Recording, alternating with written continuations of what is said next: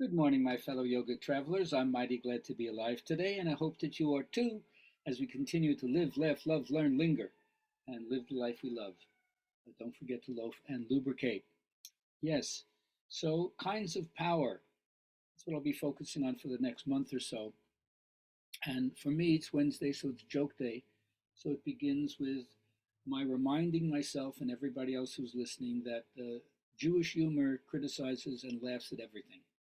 They laugh at the rabbis, they laugh at relationships, they laugh at Jewish mothers, they laugh at politics, they laugh at anti Semitism, they laugh at self deprecation, and of course, sexuality. It's not unknown to everyone that the early psychoanalysts, many of them were Jewish, and they really exposed a lot of the neuroses connected with uh, misunderstood and wrongfully approached sexuality. So, Mr. and Mr. Rabinowitz go to the doctor. The doctor examines them and says, listen, I'd like to speak to your wife alone. Can you step outside? Mr. Rabinowitz steps outside. Doctor says to the wife, listen, Mrs. Rabinowitz, your husband has a terminal illness, and there's only one thing that could cure him. What? Anything. He needs oral sex every day. What? You do know what oral sex is, don't you? Yes. That's the only cure. She walks out of the room, goes back to her husband. Mr. Rabinowitz says, so what does the doctor say? Mrs. Rabinowitz says, you're going to die. All right. So I usually have a four-pronged approach to what I'm trying to do. Remember, always it's about me, but there's nothing personal in it.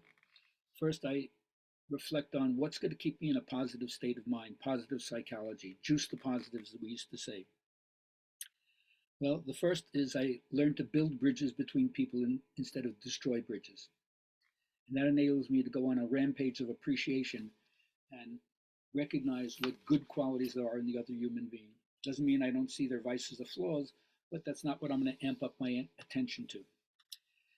Once I get on that framework of mind, next is awakening joy. And you can only awaken a joy if you get out of the spin cycle of your own tape loop, where you bring yourself back to the moment of what is actually happening right now. Chronic worrying and immersing yourself is a low in worrying is a low vibration, a low key vibration. And then you don't understand the danger that is associated with staying with the same rut of thought, repeating the narrative again and again. So if you court that spin cycle, the only effective way is to return to the moment, which is exactly like pressing clear on your calculator, empties your mind. Then understand what ritual initiation is all about.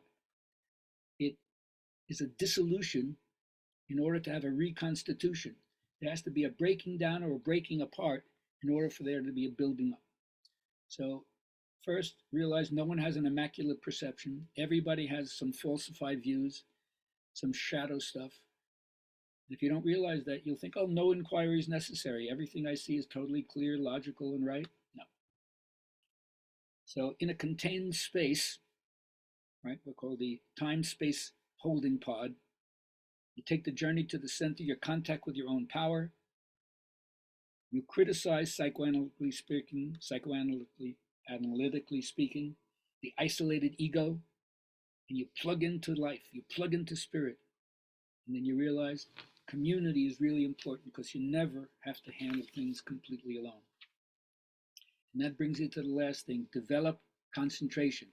It's so important to have one-pointedness, which is called ekagrata in yoga. The tendency to follow through, to persevere, to get things done when you have concentration is so much better. As Don Juan said to Carlos Castaneda, if I gave you the secrets to the universe, but you had no personal power, it wouldn't do you any good. So don't waffle, don't straddle the fence, don't waver, bring the gavel down like a court where the judge makes the decision, or like an auction. Sold, and that's done. And you'll see how your life will change.